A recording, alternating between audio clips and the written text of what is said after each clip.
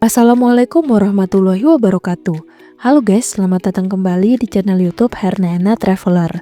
Sambil kamu menikmati video tempat wisata yang ada di Jogja, yuk kita belajar lagi tentang insight psikologis. Pernah gak sih kamu merasa kalau media sosial sekarang isinya bukan lagi sekedar berbagi momen, tapi malah jadi tempat jual privasi dari masalah rumah tangga sampai foto video yang gak seharusnya dipublish. Semuanya ada di sosial media guys. Fenomena ini dinamakan oversharing. Batasan antara ruang pribadi dan publik makin hari semakin kabur.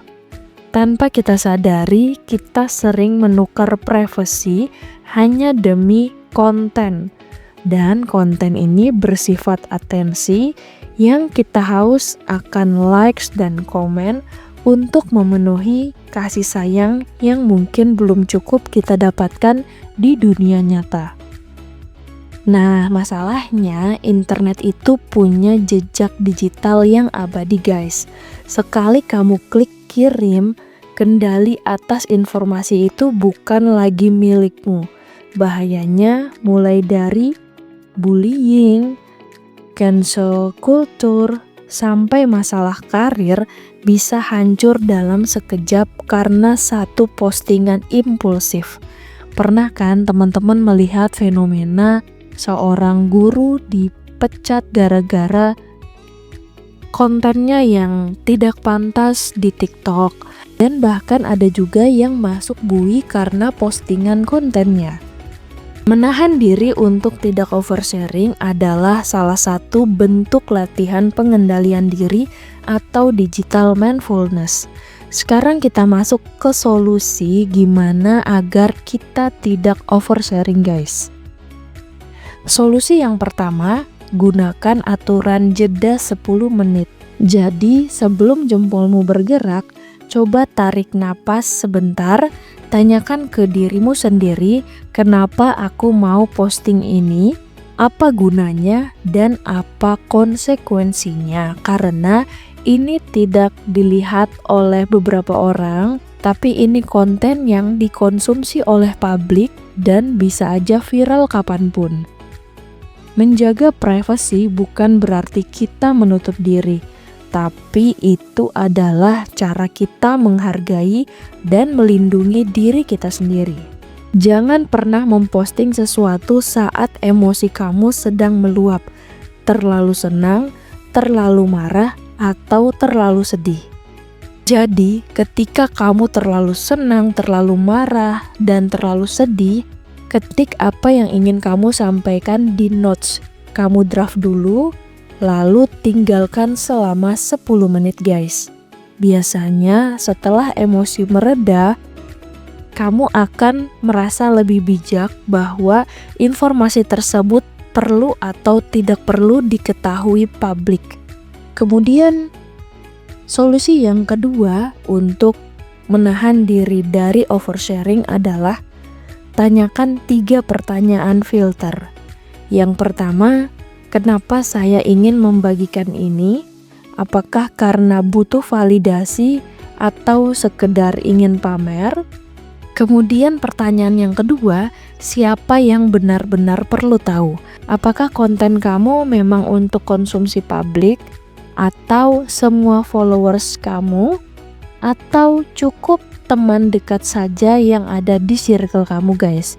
Sekarang kan untuk aplikasi banyak menyediakan hanya dibagikan ke beberapa teman dekat saja. Nah, fitur ini bisa kamu manfaatkan jika kamu ingin sebenarnya postingan itu hanya dilihat oleh beberapa orang saja yang kamu inginkan. Pertanyaan ketiga, apa dampak terburuk jika ini tersebar?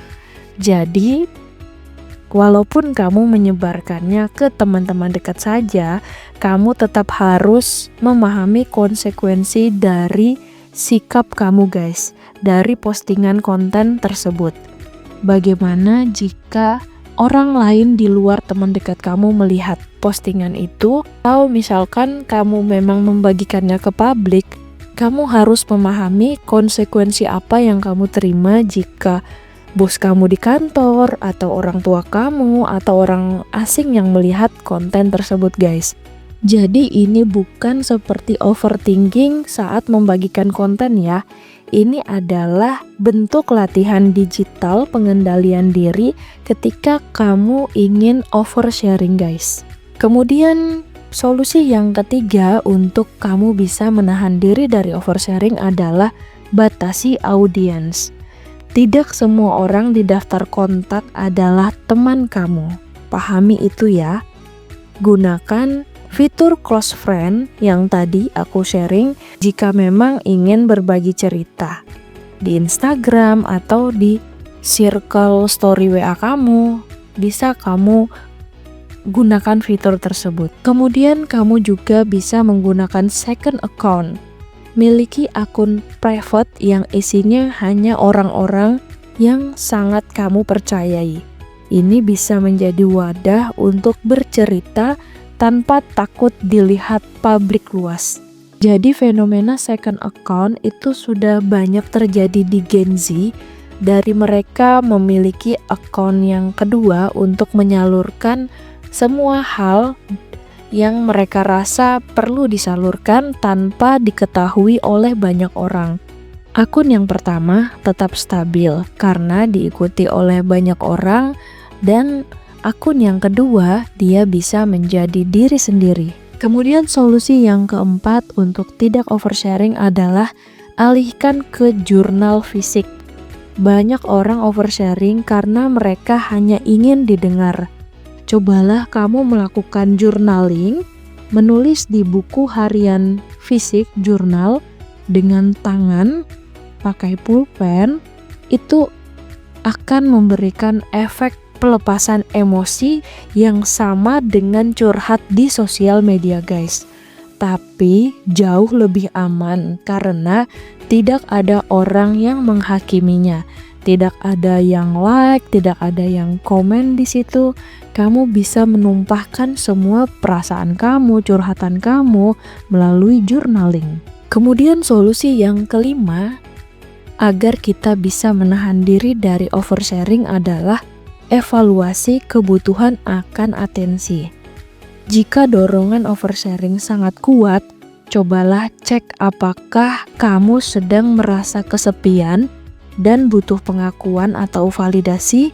Cari interaksi langsung, telepon sahabat kamu atau chat mereka, atau bahkan kamu bisa bertemu secara offline daripada mencari interaksi semu lewat angka likes dan komentar di sosial media yang bahkan orang asing bisa ikut komentar di situ guys. Oke guys, jadi itu tadi sharing aku tentang bagaimana kita bisa mengendalikan diri untuk tidak oversharing di sosial media. Menjaga privasi bukanlah bentuk kita tertutup, melainkan bentuk penghargaan terhadap diri sendiri. Di era digital, informasi adalah aset yang sangat berharga dan kamu memiliki hak sepenuhnya untuk menentukan siapa yang boleh dan tidak boleh mengaksesnya. Privasi adalah kekuatan. Apa yang tidak orang ketahui tidak bisa mereka hancurkan. Nahan diri untuk tidak oversharing memang butuh latihan. Sikap ini adalah benteng terbaik untuk kamu menghindari resiko keamanan maupun sosial di masa depan guys. Ketenangan pikiran jauh lebih berharga daripada atensi sesaat dari netizen. Terima kasih untuk kamu yang sudah nonton videonya sampai selesai.